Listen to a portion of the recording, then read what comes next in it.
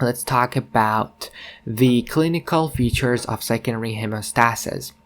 Now, when we have secondary hemostasis disorders, usually patients present with deep tissue bleeding, and this happens in muscles and joints, so we have ulnar joints, and we have rib bleeding from surgical procedures. Laboratory studies show here mostly are PT and PTT, because PT and PTT, they test for the coagulation cascade.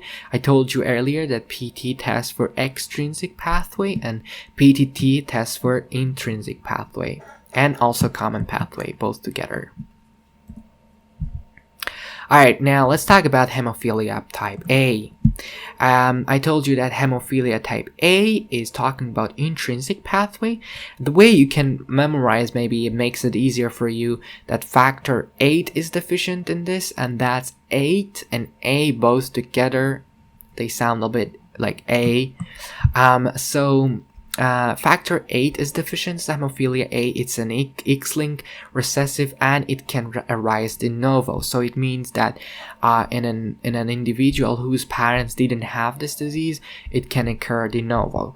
In patients, PTT is raised. You remember that PTT tests for intrinsic pathway, and factor 8 is in intrinsic pathway. And also there is decreased factor 8 because factor 8 is deficient. There is normal platelets amount of platelet because primary hemostasis is intact. Here we are talking about secondary hemostasis, and that's all about the coagulation cascade. Bleeding time is normal in these patients. Some of the symptoms that you can see here is you can see in their joints there is bleeding happening, because these joints, when they are moving, that there can happen bleeding, and because of the deficiency in the factors, there is joint bleeding, and there is also easily bruising. Hemophilia B is very similar to hemophilia A, and this happens due to deficiency of factor 9. So hemophilia B is correlated with factor 9, again in intrinsic pathway, so we can test it also with PTT tests, and they basically present with similar symptoms.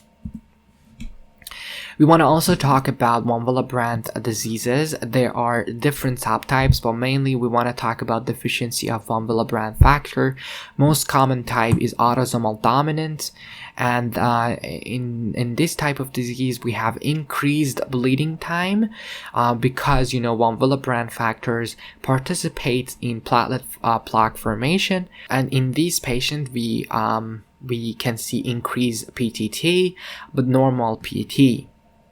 And also we have abnormal ristocetin test, and the options for treating this patient is desmopressin, and this is because it increases von Willebrand factor release from viable plattibodies. Now another secondary hemostasis disorders is correlated with vitamin K deficiency.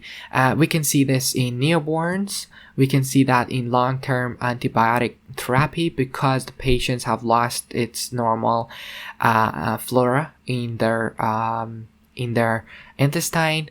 And the last one is malabsorption. Now the other cause of secondary hemostasis problem is liver failure, because we have decreased production of coagulation factor. We know that these factors are produced by the liver, and also there is decreased activation of vitamin K because liver is the site where it activates the vitamin K.